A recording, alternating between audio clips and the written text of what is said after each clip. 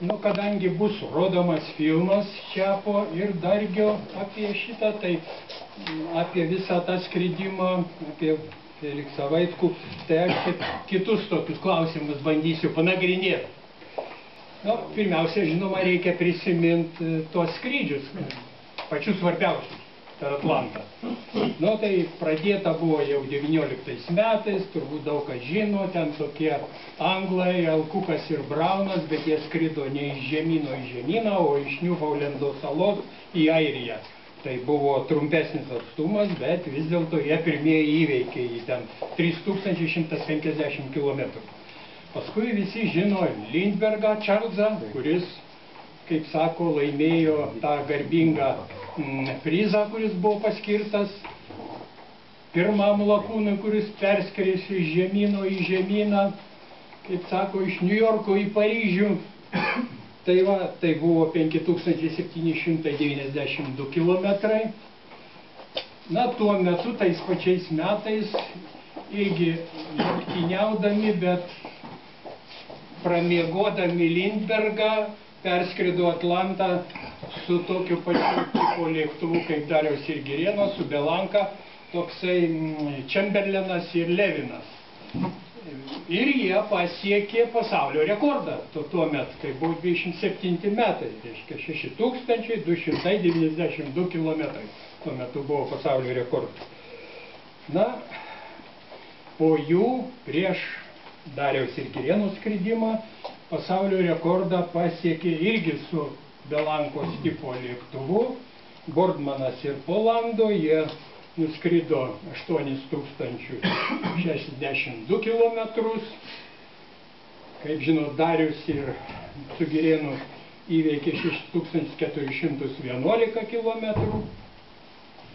Na ir Vaitkui ruošiantis skristi per Atlantą, jau buvo kitas rekordas pasiektas. Prancūzai revanšavo, kaip sakant, amerikiečiams, toksai Rossi ir Kodas su tokiu, dideliu ganėtinai lėktuvu, tarp kitko sparnai su plieninėm atatampom buvo laikomi. Blerijo 110. Tai vat jie nuskrido iš Niujorko į Rajaką, tokį miestelį Sirijoje. 9100 kilometrų. Tai tuo metu, vat, kai Lituanika antroji ruošėsi skristi, tai buvo 33 metai. 33 metais po Dariaus ir Girėno skrydžio tie prancūzai pasiekė naują pasaulio rekordą 9100 kilometrų. Tai va tokie maždaug buvo skridimai patys pagrindiniai. Pereisim prie Amerikos lietuvių. Kaip žinot, 30 metais prasidėjo pasaulinė krizė, prasidėjo nuo Amerikos, žiauriai buvo krizė, kaip sakyt, daug bedarbių, daug žmonių žudėsi tiesiog dėl to. Ir šitokiu laiku, dar tebesitęsiant tai krizėje, kaip sakyt, Darius iškėlė tą idėją, nu ir padedamas ten dienraščio draugas, konsulo Čikagos ir kitų veikėjų, pradėjo organizuoti tą skrydį. Ir reikia pasakyti, kad čia, žinoma, pirmiausia didžiausias nuopelnas, tai, žinoma, Dariaus, kuris pradėjo visą šitą idėją vystyti. Ir antras nuopelnas, tai čia reikia pabrėžti Amerikos lietuvių, kurie tokiomis sąlygomis, reiškia, rinko pinigus ir sudėjo pinigus. Tai reiškia, nu, taip buvo. Lituanikai buvo sudėta 13 tūkstančių dolerių. Po to, kai Darius ir Girėnas žuvo, buvo surinkta Market Parko paminklui 11 tūkstančių dolerių, reiškia, pastatyti. Reiškia, Vaitkaus Lituanikai, taip sakant, Lituanikai antrai buvo surinkta 34 tūkstančiai dolerių. Nu, žiūrint iš šių dienų, atrodytų, nu, kas čia tie 13 tūkstančių dolerių. Mes čia šiais laikais galim 5 susidėti ir bus. Bet, reiškia, anų laikų doleris, reiškia, kito riebumo buvo. Aš čia bandžiau suskaičiuoti, čia, kaip sako, įvairių skaičiavimų yra. pagal auksą, pagal kitokią vertę, pagal bendrą vidaus produktą. Nu, aš taip skaičiavau, kas aktualiausia paprastam žmogui, reiškia, pagal jo atlyginimą. Tai 30 metais Amerikoje vidutinis atlyginimas pramonėje tai buvo 65–68 doleriai. Vaitkus ir Janušauskas, tarp kitko, gaudavo atlyginimą 100 dolerių, kai ruošėsi tam skridimui. Tai vienu žodžiu, o dabar Amerikoje vidutinis atlyginimas yra 3200 dolerių. Pramonės darbininkų, ar kaip čia pasakyti. Tai vienu žodžiu, maždaug 50 kartų mažesnis, kaip sakant, doleris 50 kartų liesesnis dabar yra, negu tada buvo. O mūsų muziejus, tai čia nesigiriant, tai visą laiką dirba šitoj srity ir Čiapas jau su Dargiu ne vieną filmą sukūrė ir juos rodo įvairiuose auditorijose, mokyklose. Renkam medžiagą, užmezgė pažintį su sūnum Vaitkaus. Čia toj parodoj daug yra eksponatų, nuotraukų iš Vaitkaus biografijos, iš Vaitkaus gyvenimo. Ypač atskleista labiau yra tas jau periodas, kada jis ten jau karinėje aviacijoje, kada bombonešius B-17, B-29 bandė, reiškia, tas periodas yra labai atskleistas.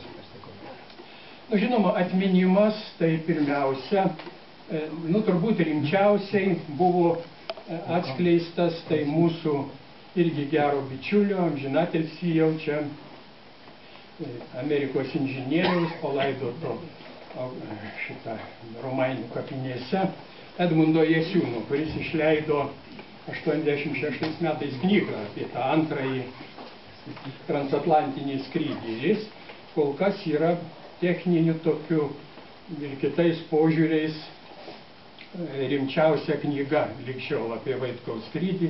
Ten jau labai daug tokios fundamentalios informacijos surinkta apie šitą visą dalyką. Įdomus buvo, kaip sakyt, patys pirmieji įspūdžiai Lietuvoje, dar 35 metais.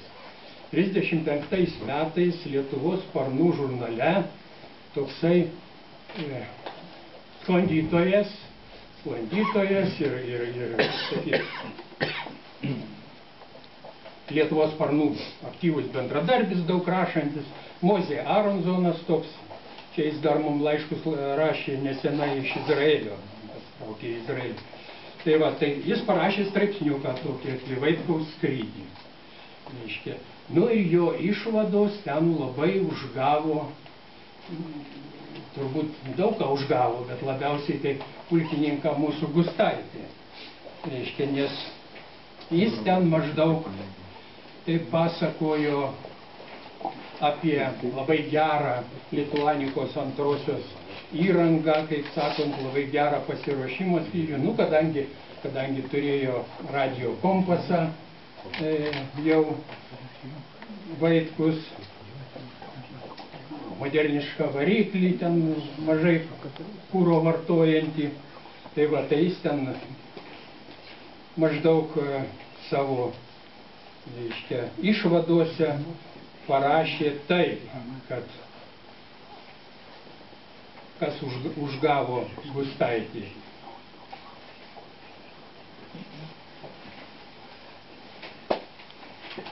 Tuoj perskaitysiu.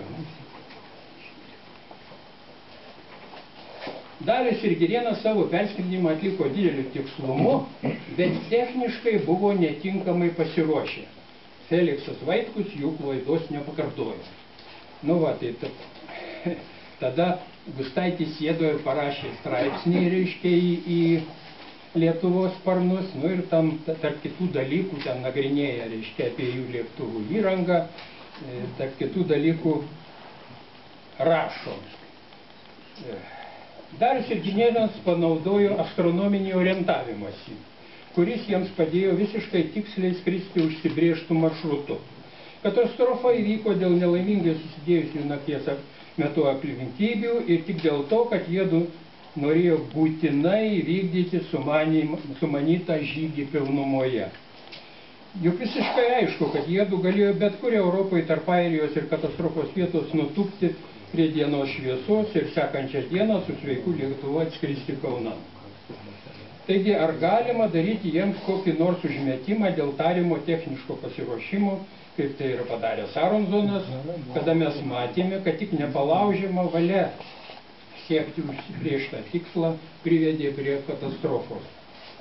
Astronominis orientavimasis, kurį naudojo Dalis ir Gilenas, yra būtinai reikalingas kiekviename tolimų distancijų skridime. Labai retas atsitikimas gali būti, kad ilgoje kelionėje pakilus iki 4–5 tūkstančių metrų aukščių nebus rasta nei vienos vietos, iš kurios galima būtų pamatyti ar tai žvaigždės ar saulę.